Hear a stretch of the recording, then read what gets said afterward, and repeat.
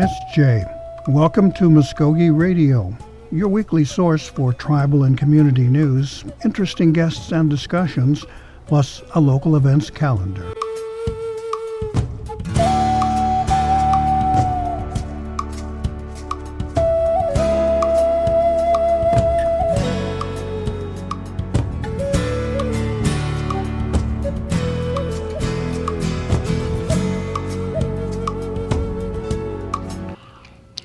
SJ, Stone Go, Gary Fife, Jaho, Jeff Goodos. Welcome to Mvskoke Radio. We want to say I hope that you're having a wonderful day. Well, I'm fiddling with my headphone cord here. Yes. We have a couple of segments here. We'll be talking to some folks and focusing on, first of all, the Indigenous Outreach 2016 is coming up at the end of this month. Second year for this national revival session. And in our second segment today, we'll be speaking with folks from the Employment and Training Administration about the Summer Youth Program. And there's time for young people to get involved with that, make a little job, get some work experience, and that does include work experience for college students too, so we'll find out about that. And we know the job market's a little tight, so it might be something that you want to talk about, or learn about rather, and we'll get into that. But let's just jump right into this first segment here, Indigenous Outreach 2016. We have Reverend Grover Wind and Pastor Fred Lowe joining us here in the studio. This is their second time around, I do believe, gentlemen, isn't it? Yes, sir. Yes. Good morning, sir, and thank you for having us. You're going to be old hands at this now. Yes, sir. Okay, well, this is coming up on March 28th through April 1st at the Creek Nation Dome there on the fairgrounds, Mvskoke Fairgrounds. Monday, Tuesday, Wednesday, Thursday, and Friday. That's a long session, and it's looking at praise and worship, and a number of special guests will be coming in to preach and to share some special music, including some Mvskoke Creek singing. That's always part of it. Mm-hmm. Now, I guess starting off our discussion here, this is a revival that reaches far beyond what people usually know. When you think of a revival, you think of a church, and everyone there making this effort to engage in this event. But this, the Indigenous Outreach goes far beyond that, across the Creek Nation, and I understand it's reaching out around the country there. Yes, sir. Brother Fred and I, this has been our heart for the last couple of years to reach out, not only to our native people, but not only the different denominations, but to bring them together and to have that glorious awakening that the Lord has talked about, and even it was prophesied 25 years ago by Billy Graham, and he said that it would be the native people that would lead the next revival. And last year, Brother Fred and I had about it and got together. We had, on short notice, we had almost 650 people attend. And over the years, over the last month, I should say, we've had numerous questions asking if we were going to have this again. Some of them couldn't attend because of the short time notification we had, and also rides. Might want to add real quickly that Transit has offered to pick up some of the elderly that could not attend on the nights if they will get us a list and let us know ahead of time. But it's something that, again, it reaches out not only to all the denominations, but our native citizens and our non-native citizens too. It's just a worldwide revival. Let's start here in Okmulgee and work out, Brother Fred. The outreach, as Brother Wind has mentioned, goes far beyond our own Creek people, but non-native citizens too. It's important to say that, no, we're going to reach out to all members of our community, right? Yes, sir. One of the things that Brother Fred and I had talked about was bringing in some outside, I don't want to say outside speakers, some other speakers, some teaching and preaching, and we have been blessed to have Brother John Parrish, who's a senior pastor of the Lighthouse Christian Center in Eufaula, coming in He's pastored there for 40 years. He's got a deep understanding of biblical truth, and he has a heart that shares the good news of Jesus Christ. He ministers in conferences and camp meetings throughout the United States. So it was a blessing that he would take the time to come in and visit with us and to teach us. And we also have another minister, a pastor coming from Hidden Springs, Arizona, that we're looking for on Thursday night. Yes, as looking at this, I've never met him or ever heard him until Brother Grover said he had heard him and was able to get him out here. And as we look at this, where he's has worked or has kind of been mentored, I guess, or sat under Kenneth Copeland. I guess he's out of the Rhema Bible Training Center, so and I guess has made an appearance on Trinity. Is that right? I'm looking here at this, yes, and so anyway, I'm anxious to hear him myself. And so we're all excited about this. Well, I've got you there. Let me ask you, Pastor Lowe, that why is it so important for a revival like this to be happening? Normally, you will see a lot of these events throughout this time of year. Churches will be holding their own, and all their efforts is going and energy is going into supporting their congregation and donations to help their own facility and things like this. But this goes far beyond, and you're having it, I guess, at the Dome, which let's just call it neutral ground. Neutral ground. Amen. Amen. Okay, I'll get me off the hook there.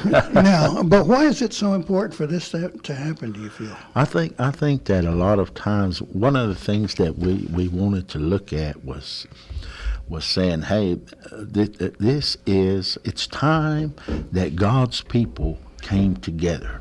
It's time that it's not just so many times they say, well, it's this denomination or that one, and so I always say, let's just try to tear down those walls and bring God's people together. If because there's a unity among among God's people. There should be, but so many times we're more focused on just our own denomination. But as has been said so many times, we as we get to we're working. There's no denominations in heaven, so why don't we try working together down here? I never heard Jesus mention it. That's right. But while we're on that subject, there are situations I've run across where people felt that was so important that sometimes it kind of blinded them to the greater goal, that they would say, well, they're Baptist or Methodist or Pentecostal or whatever, and didn't see beyond that. But this is an effort to say, wait a minute. Amen. Well, it's like you say, brother, there's not going to be denominations in heaven. As far as, you're not going to go to a Baptist church or Methodist church or Pentecostal church, and we all have our purpose here, but our purpose is to spread the good news to the world. That's right. And you speak of some of our ways, our beliefs that we've been taught as we grew up. One of the things that the Lord promised a healing, and I was healed at 2 weeks old. I wasn't supposed to survive, but I was healed in a Pentecostal church. So being a Baptist, if I believe that just the Baptist ways instead of the ways of the Lord, I might not even be here today. So as Brother Fred says, that's just part of the purpose to bring all of our people together.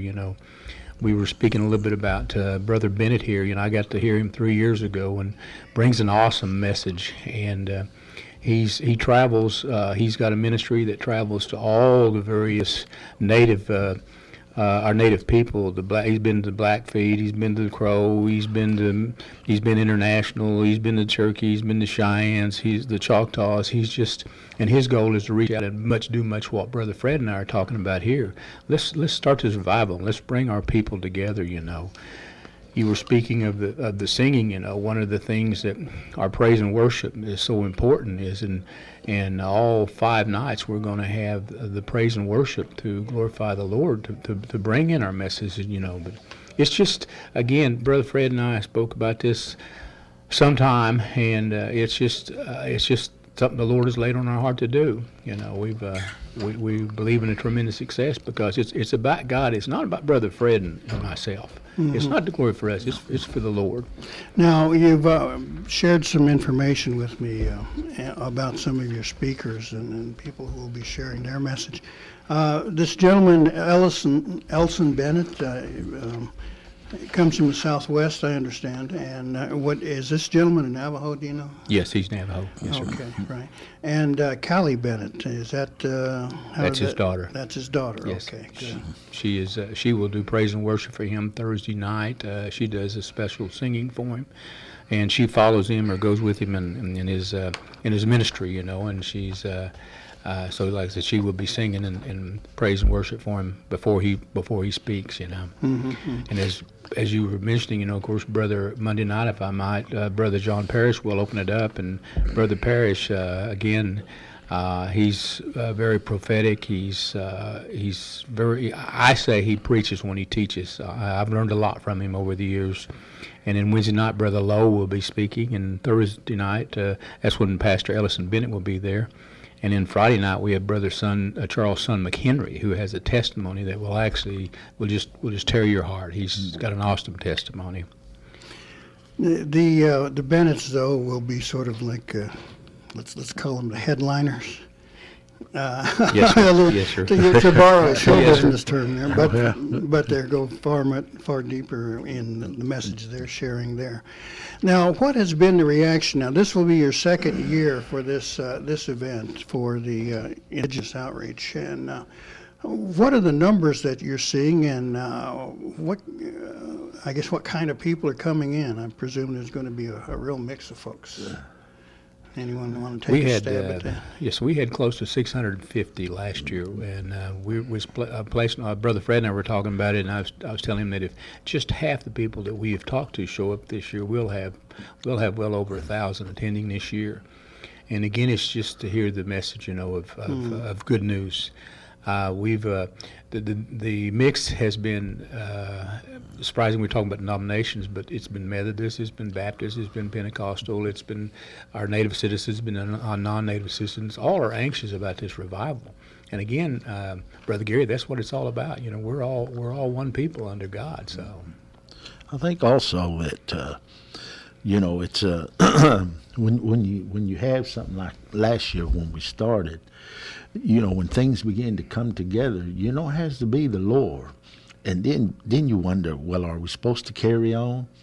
But then you find out that when people begin to ask, are you going to do this again? Are y'all going to do this again? I didn't have a chance to come. And some of them who did come and oh, man, we hope y'all do it again, And so we find that Lord makes a way. And we get back into the dome again. And so we know, and we're, like I said, we are looking for more people to come out. And it's also really, sometimes people get a little comfortable, One preacher said 2 things that are hindering growth in the church is ignorance and apathy. One preacher was preaching that, and he asked the man on the front row, he said, what do you think about that, brother? He looked up and he said, well, I don't know and I don't care. But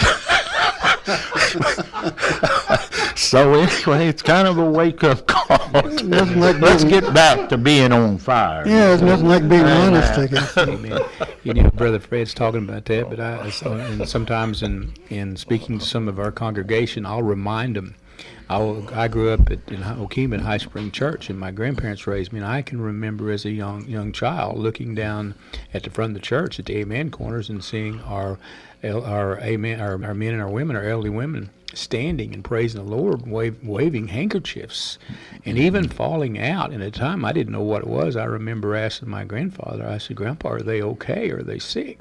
He's saying, no, they're just in the Spirit. And that's what Brother Fred's talking about. Let's bring that Spirit back. Let's bring it all back into churches where it once was. So, man. Let me ask you to kind of help us out here as far as church attendance these days. I don't know. I guess I've read some things about how that might be falling off and this sort of thing. For me, I think it's important for someone to have something to believe in and have those convictions. But if these numbers are correct, then what do you think's happening there? I think that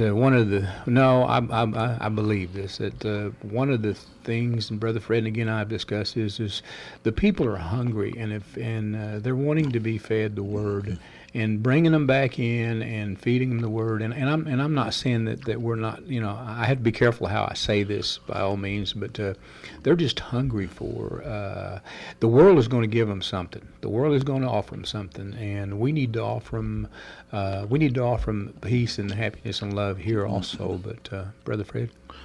Now, I was after reading some statistics. I forget what magazine I was looking at. I thought, golly, you can tell, by going here and there, that, like I said, the membership is if you asked how many members you got here on the roll, they might say, 100. How many active?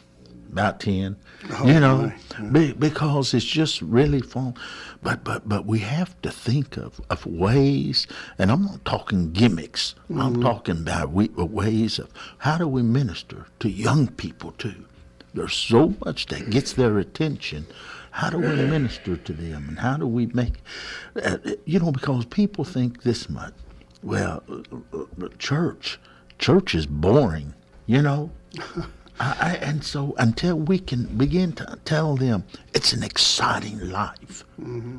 There is nothing boring about, So, let me throw in this too. Somebody, I know somebody said, man, that some people say, man, I've been to this church and that church and it's just dead, There's nothing happening there. Somebody said a guy died at church and they called the ambulance, and the ambulance got there and took out 10 people before they got the right one, And so sometimes we can get, but if we'll ever, and I'm talking, it starts at leadership too. Mm-hmm. If the leadership is excited and beginning to believe and begin to stand on that word, I'm going to tell you, they'll find that church is an exciting place. When the presence of the Lord, like he said, you get ready for healing. You get ready for deliverance. Amen. Ain't nothing boring about eternal life, brother. The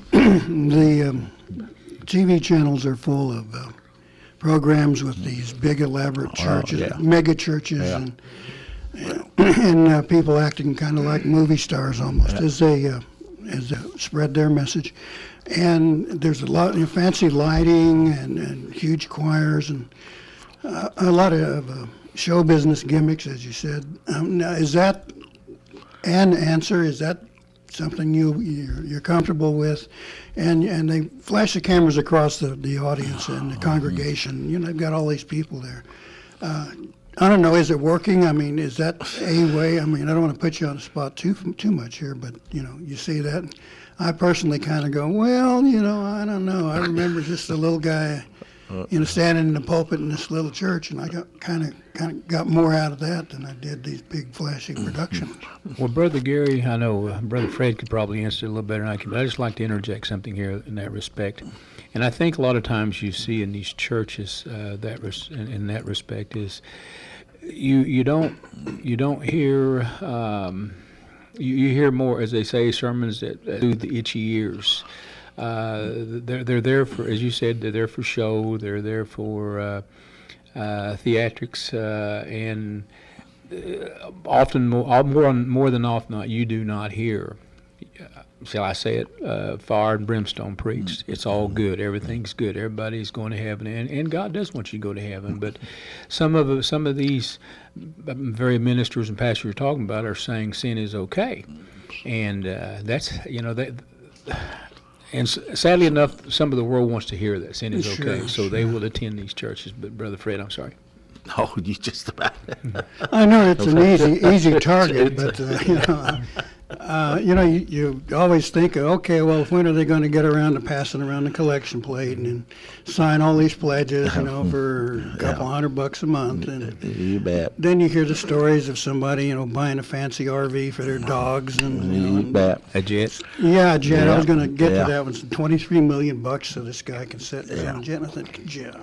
What would the old phrase? What would Jesus do?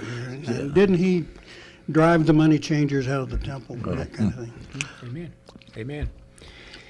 It's so, and again, Brother Fred mentioned earlier to get the fun back in the church, if you will, and it's fun is the peace that you get in the church, and just letting them know that the Lord loves them, but also letting them know the flip side, that with heaven there is a hell, And as again earlier, like you said, you don't hear that in a lot of these mega churches. There's a huge church in Houston that is preaching that the four apostles are wrong, and so I mean that's what you're finding now, though, But anyway.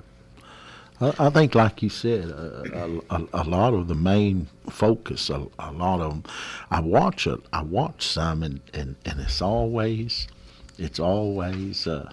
like you said, send in your money, send in your money, and you get a 100-fold, and all of that, and one lady I remember years ago, she said, I send some money to this certain ministry. I'll not mention which one. And I said, well, that's real good. I said, but how much do you give at your church?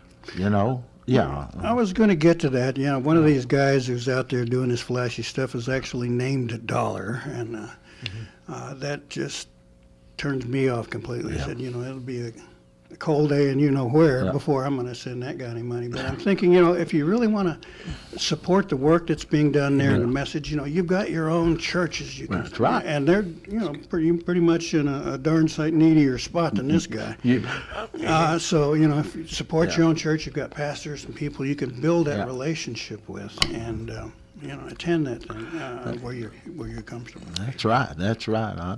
I told her, I said, if you get sick, I said, I kind of doubt that guy will come down and check on you. I said, it's your pastor, your church members will be there, I said. Now, we just spoke with Reverend Dunson about his work in pastoral care, now called spiritual care, where he actually does that for tribal members. I guess it's a little bit off the subject, but does that figure into what you guys do? I mean, you mentioned visiting families and this kind of thing. I think that what we're trying to do is getting the people to realize that hey, there is something that such as like visiting. A lot of people, you'd be surprised at how many people say they'll call and so-and-so's in the hospital. Can you go see him? So-and-so needs prayer. I always tell my congregation, I said, hey, believe it or not, God hears your prayer just like He hears mine. And I don't get me wrong, I'll go to the hospitals, I'll go to the homes. I said, but if I'm not there or can't, I said, you go and you pray with them, and you minister. You see, because and it's all a part of, hey, let's all begin to realize God has called us, each and every one of us, to do something. We're not all preachers, we're not all teachers, but we can all witness and we can all pray. Sure. Find your own calling. Yeah, find your own calling.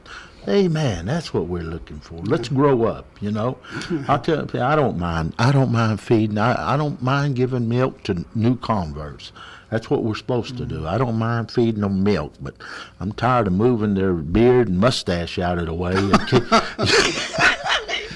been there a long time. It's time to grow up. Yeah. I tried a mustache and stuff. It's pretty weird, kind of straining stuff out of you. Now, let's take a few minutes and look at the week. Let's, if you want to share the events and your different speakers from starting on the 28th on Monday through the Friday. Okay, Brother John Parrish, like I said, he's been in the ministry 40 years. As I said earlier, he's very prophetic. He is when he preaches, when he teaches, there's been a tremendous amount of healing in his services.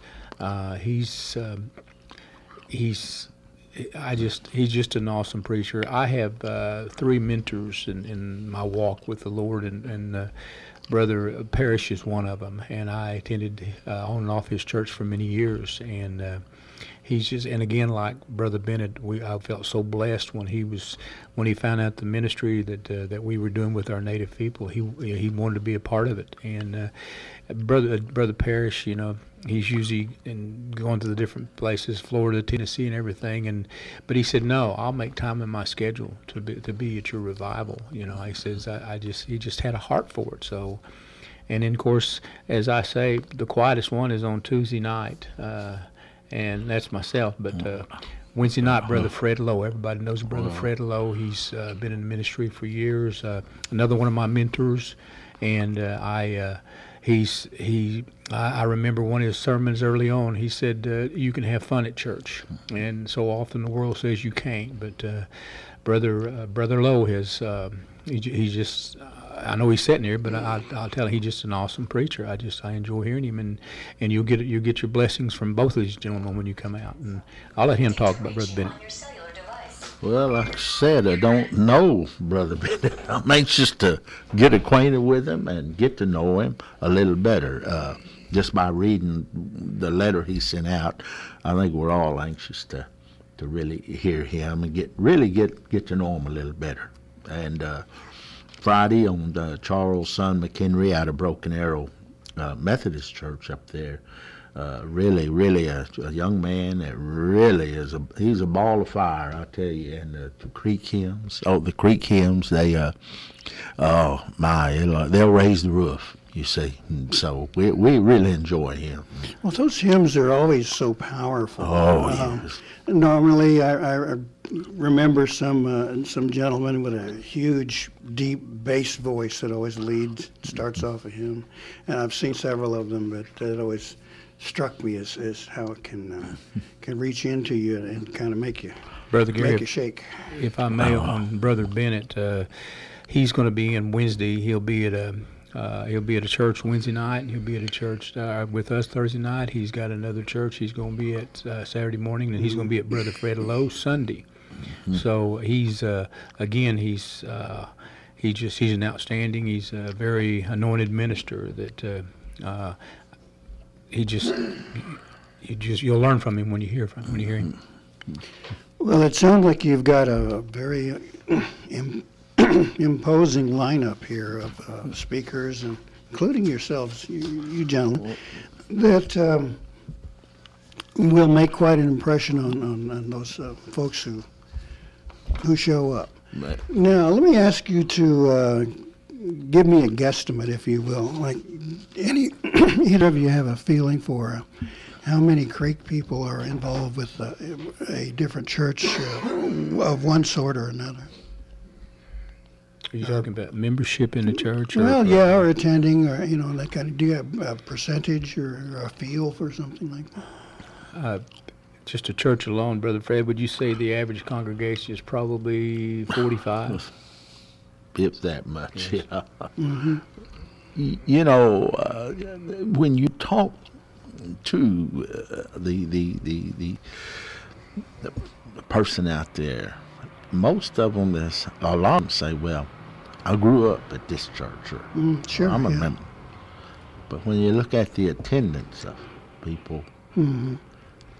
it's not too good. You see, Not quite the same. Not quite the same. Oh, okay. Well, we won't explore That's that what too. we want to work on. Yeah, except for they'll show up at the Wild Indian dinners. Yeah. Oh, Well, I plan to. In fact, I've got a couple more to go to. Tafambachi. Okay, Indigenous Outreach 2016 at the Creek Nation Dome Building with nightly services beginning at 7 p.m. And that's all week from March the 28th through April the 1st. And if you have questions and you want some more information, you'll talk to Brother Wind. And your number, sir? My number is 918-398-3393. And Brother Lowe? 918-843-2265. Okay, well, we want to wish you the most success with this session, and hope that everyone has a good time and comes away with something shining in their hearts. Well, Brother praise Gary, the Lord. We thank you so much for Amen. taking the time to allow us to spread the word and to talk and for this invitation day. And God bless you for allowing us to do it, sir. Amen. And go. All right, we're going to take a short pause here, and then we'll be back with some folks from Employment and Training to talk about summer youth and college work experience. I started doing it when I was 11. I wanted to be just like my big brother. And some of my friends were already doing it. We got hooked fast. I just can't get enough. I'm Jacob, and I'm addicted to playing the drums. There's lots of stuff that makes it cool to be Native. Doing meth isn't one of them. Find something better to do. Check out ncai.org. A message from the Partnership for a Drug-Free America and the National Congress of American Indians. Who am I? Am I Native? I don't want people assuming things because I'm Indian. I just want to be me. But how do I live in two worlds? Some guys just check out by doing meth. But that ain't for me. Because I see my family, my friends, my drum making, my future. There are a lot of cool things about being who I am. And meth isn't one of them. Learn more at ncai.org. A message from the Partnership for a Drug-Free America and the National Congress of American Indians. Okay, a little quick seat changing, and I felt like it was a quick change artist there moving around here. We want to welcome Jacina McBee, who is a career specialist, and Victoria Ross, who is a youth coordinator with the Employment and Training Administration. Is that correct? Yes. Okay, sometimes it gets all these titles mixed up. Now, we are looking at an annual program here where Mvskoke Creek young people have a chance to get some work experience, put in a little time at a job site, and maybe make a few bucks for the summer. But first of all, let's see, one of you can give me a capsule, so to speak, of the overall program. The Employment and Training Program, we offer services such as classroom training allowance. We have the Summer Youth Program, our Tribal Grant Program, our College Work Experience Program, our RN Program, compressed natural gas, and our Adult Work Experience Program. Now, you've got a real variety of topics there. Now, are these kinds of employment opportunities that are popular right now, or the careers are in demand? Yes. I mentioned compressed natural gas. I know the tribe's been talking about that for a couple of years, and like putting in a station and selling it and that kind of thing. And it looks like it's pretty promising there. Yes, sir. Mm-hmm. Okay. Well, Victoria, now you are the youth coordinator. Who are these youth who are coming in to take part in your program? The youth that come into our program, their ages are 16 to 21, in which we help find employment during the summertime while they are out of school, in which we go by their career assessments, which for that puts them in a bracket for if they're going to want to go for agriculture, health, science, anything that can kind of help them within the future that they want to become for their career field. And with that, anybody can apply as long as they're a part of a federally recognized tribe. They are available. Their income has to be within our income guidelines, and then as long as they're 16 to 21 and live in jurisdiction. Okay, now those income guidelines, for somebody who was curious about that sort of thing, that's real important that they know about that. What is the range there? Usually the income guidelines, it's depending on how many is in household, as well as if they have any kind of federal assistance like TANF, if they receive commodities or SNAP benefits. So usually if they're low income and they're a part of a federally recognized tribe besides Creek, they can still apply. And usually if they receive that the federal income, then they can usually apply for that. And I know a new thing is if they live within a high poverty area and they're still over income, then we can still put them on the program. Wonderful. Glenpool qualifies. Now, what are the career opportunities available? I presume all of these young people would be put to work within the Creek Nation. Is that correct, or is it some of them, yes, sir. Around the community? Yes. What are some of the opportunities they have then? What departments are interested in having these young people around? We have our employment training office. It's just many departments that they have within the tribe. Some we've placed at the Dome, our public relations office, just all over. Yeah, I would imagine that PR department, they can really learn a lot and see the real inner workings of our tribal government there. What is it that you're hoping that these young people take away with them? Obviously, you want them to learn something and take a few bucks home if they can, but, what's your goal there? Victoria, what do you think there? Well, our goal, we want to make sure that we do incorporate college within the information, and as well as they get that work experience. They get to learn a lot, and of course we're going to have a lot of fun this year. And I believe it's going to be a good opportunity for our youth, and as well as me, it's going to be a great learning experience. Learning experience, that usually tells me a rookie. That's all right. You have to start somewhere. Now, the tribe has been running this program for how many years now? Oh man, I was a recipient of a summer youth, and I'm 30-something. I'm going to say my age, but well, you're still a kid. Don't worry yes. about it. Now, let me ask you about your own personal experience. Mm-hmm. When you came in, did you have an idea of where you wanted to work and what you wanted to do? Did you get to pick? When I did summer youth back then, if I can remember correctly, I think I was just placed, but it did give me that experience of the real work world experience,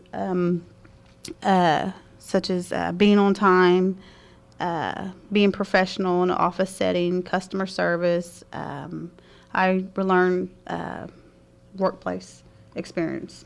We really said a mouthful there, because young people coming in generally don't have any idea of what to do. Now, is that part of what you work with Victoria and coordinating with the youth? You kind of give them an idea of what to expect and how they should perform? Yeah, because I know with the experience, there's a lot going on, especially at a young age. And whenever they go into the job field, it is a lot of information that they are taking on, and especially at the age of 16. From experience, when I was at summer youth, it was a lot going on. We didn't really have a lot of placement until, I believe later on, they started incorporating the career assessment, in which that hits on all the interests that I guess that they have. Well, the interests such as anything that could go into a work field. I know right now health is a big thing, and for that, I think it would be a natural, since those kind of careers are always in demand. Mm-hmm. Now, when I asked about them being able to pick, say someone wanted to run their own business or something in the future, would they be perhaps guided toward finance and that sort of thing? And then others might want to be using more outdoor labor kind of skills, whether it's landscaping or whatever else. Do you kind of guide them in those directions?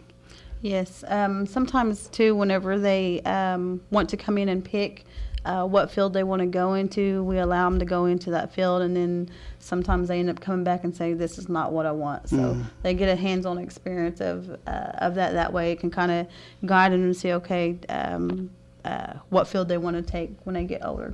Well, that would be, makes a lot of sense. Somebody to say, well, I want to be a fashion designer, and all of a sudden find out there are no jobs for rookies there, and who wants to go live in New York? Not me, but then they decide, find out that, there's a whole lot of stuff in here that I had no idea, and then perhaps can they shift their job placements at all?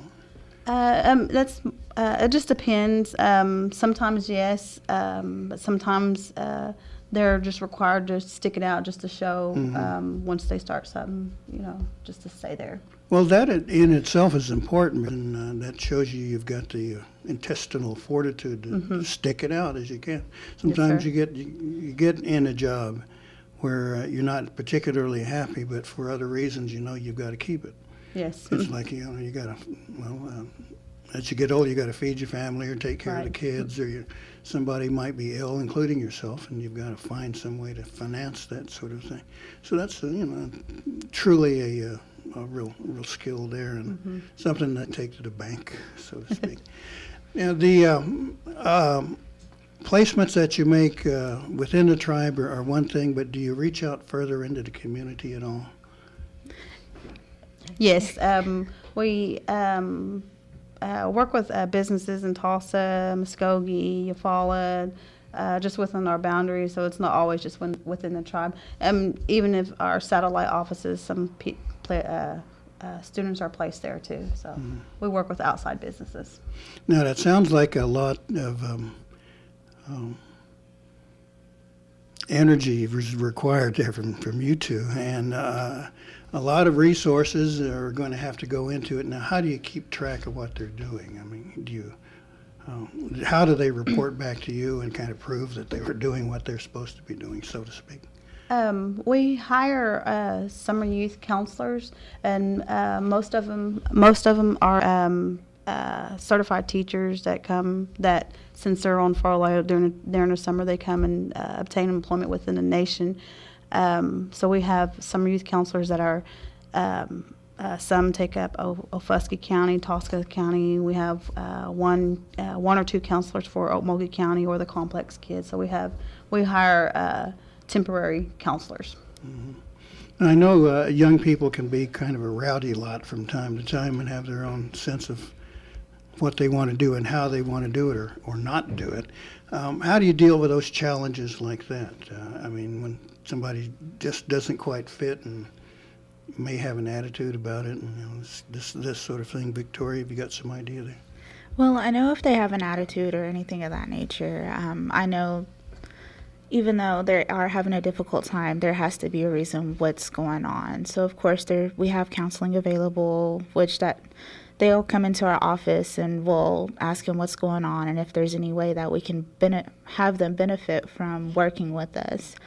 If measures have to be taken to take them off the program, of course, they can come back the next summer. But it's not like we're going to tell them that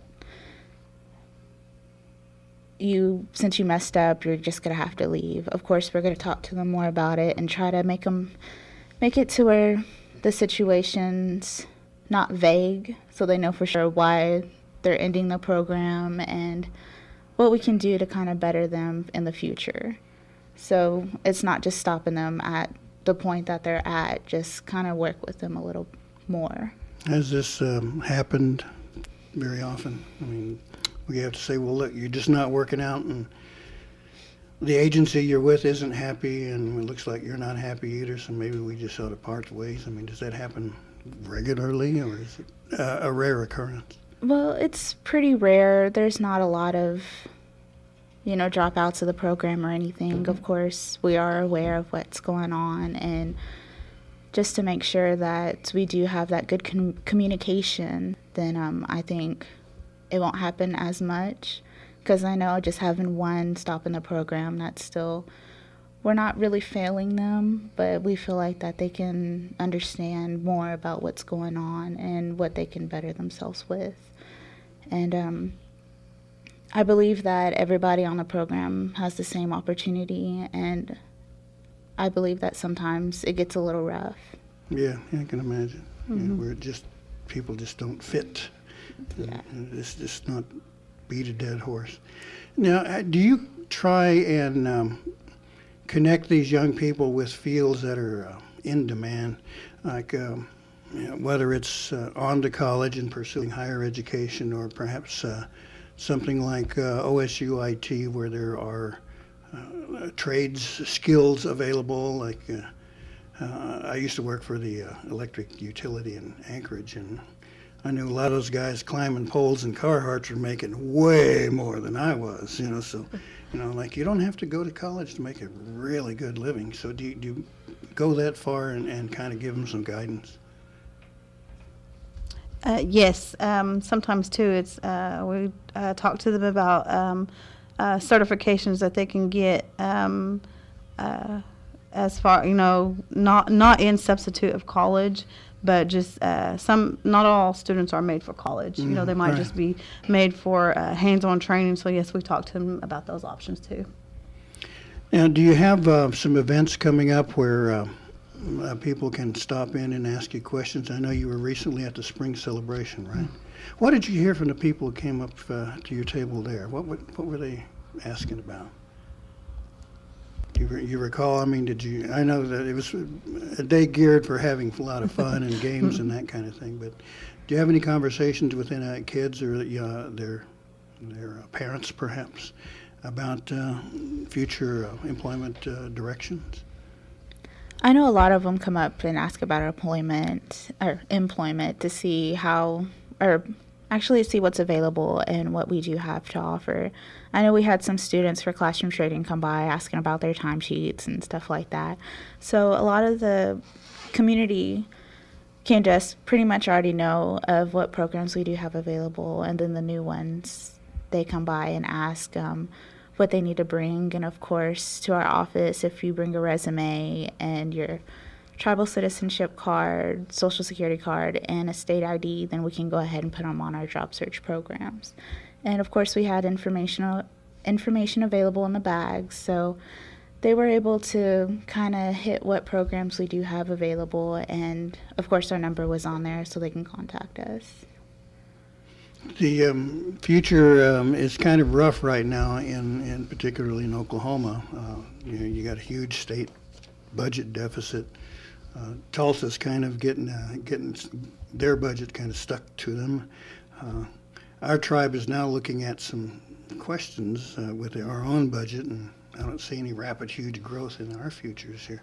So, what would you tell a young person who came in and was curious about what's out there, what's available, where can I go to make a lot of money and have a steady gig? What do you tell them when they come in and ask about that kind of thing? Well, I know when I have some summer youth applicants come in, I know what they're looking for is a job. And of course, a lot of the times, most places want a GED certificate or a high school diploma. So we try to push for them to graduate or at least try to better themselves and get the GED.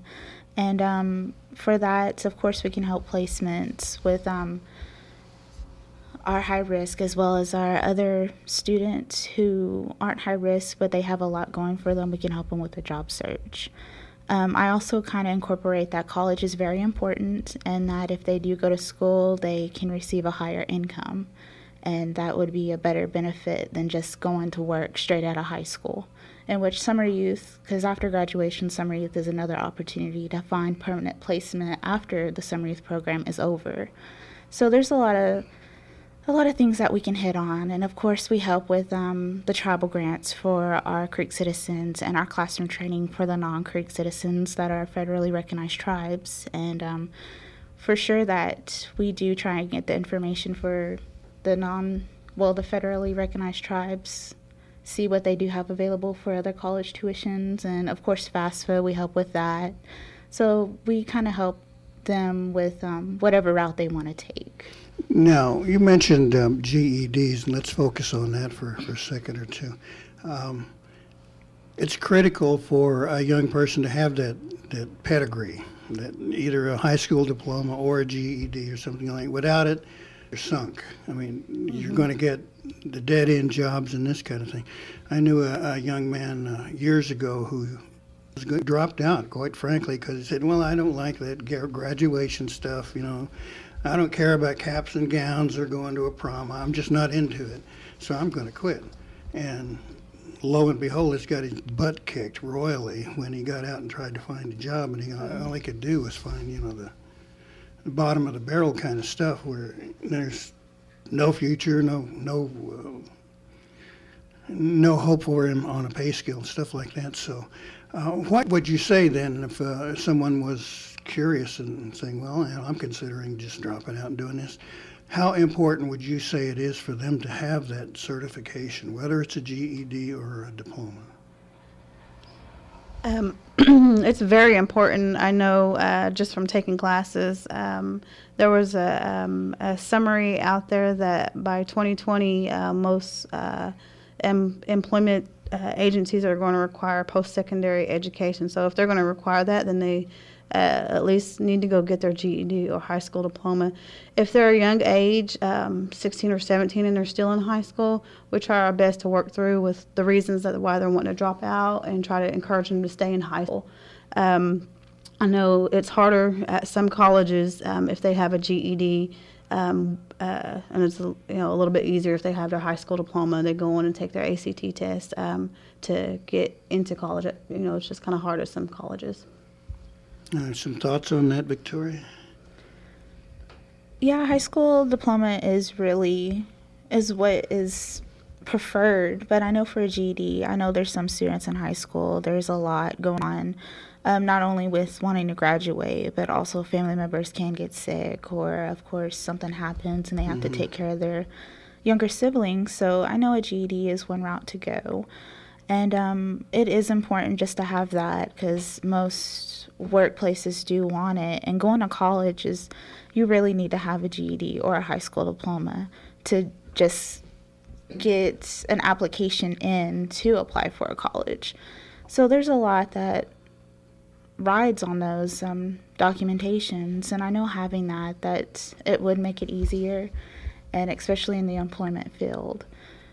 And I believe I know that if our youth did come in and they're having some difficulties, like I said, we'll counsel them and make sure that there's another alternative than just quitting school, and see what other classes are available for GED, because we don't only provide it at the complex, we also look into it and see where other places have GED classes in other counties. So it's not only just us, that we're actually working with other counties so that they know there's a GED class available.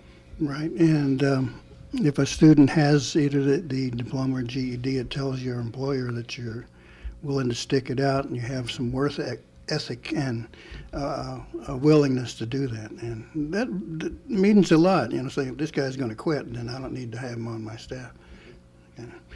Right now, deadlines and applications and eligibility. Let's turn to that in the last couple minutes here, and why don't you review those for us? The deadline for the Summer Youth Employment Program is March 31st, and also for our College Work Experience Program, it's March 31st. Eligibility for Summer Youth, you just must be from a federally recognized tribe, live within our boundaries. If they're from a federally recognized tribe, then they just must meet income guidelines. For College Work Experience, you have to be a Creek citizen, you have to be a college junior, senior, or graduate during your spring semester, and you have to live inside the Mvskoke Creek Nation boundaries. Okay, and if someone was interested in getting more information, how do they go about that? For Summer Youth, they can contact Victoria Ross, our youth coordinator, at 918-732-7776, or for the College Work Experience, myself, Justina McBee, at 918-732-7780. Okay, well, any last words or encouragements you want to leave with our listeners? All right, get off your tail and get over here and get a job. Yes, sir. Deadline is coming. Don't wait till the last minute. If you have any more questions or anything, or would like us to come to your agency, your school, your community center, contact us, and we'll be gladly to come out and speak about our programs. Okay, great. Can't beat that. Well, thank you so much. We appreciate Jacina McBee and Victoria Ross from Employment Training coming in to talk to us about these programs. We wish you success and hope that you meet your quotas and get a lot of good young people in there and get them to work and get them to feel like, okay, folks, this is it for the rest of your life. You're going to have to go punch Yes, the time sir. clock. Okay, well, Widow. Thank you. We'll take a short break and be right back with some community announcements. So stay with us here on Mvskoke Radio here on 1240 The Brew. Nearly 22 million women and girls and nearly 1.6 million men and boys have been raped in their lifetime, probably by someone they know. April is Sexual Assault Awareness Month. If you or someone you know has been sexually assaulted, confidential support is only a phone call away. Contact the Mvskoke Creek Nation Family Violence Prevention Program at 918-732-7869 and ask to speak to an advocate. Services are free and open to the general public. Who am I? Am I Indian? Just 'cause I'm a girl from the res, don't make things up about me. What if I move away? Then who am I? Some kids try meth just to escape, but then I think about my grandma, my little brother, my beadwork, my poetry, and I think, I like who I am, and I know meth is not for me. Check out ncai.org, a message from the Partnership for a Drug-Free America and the National Congress of American Indians. Thank you. Okay, let's look at some of the events coming up, some announcements and things. Let's start with Youth Celebrating Traditions. That's coming up Tuesday, March the 15th at Beggs High School. The whoops, that one's just expired, as a matter of fact. That was just out there. Gosh.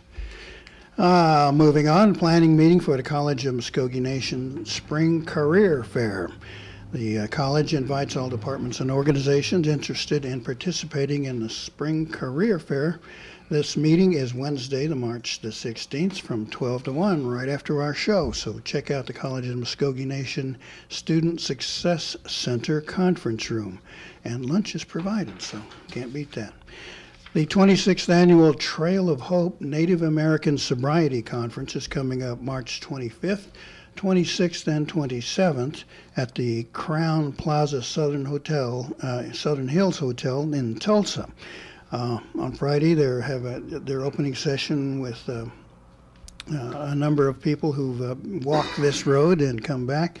Same again on Saturday, the 26th, and on the 27th, they have a yoga talking circle. So you might want to check that out if you've got any questions about what it's all about. You might want to give them a ring here, Lana H. at 918-407-7865 or Joe C. at 918-277-1129. And, of course, the Indigenous Outreach 2016 will be at the Creek Nation Dome building with nightly services at 7 p.m. That's March 28th through April the 1st this year.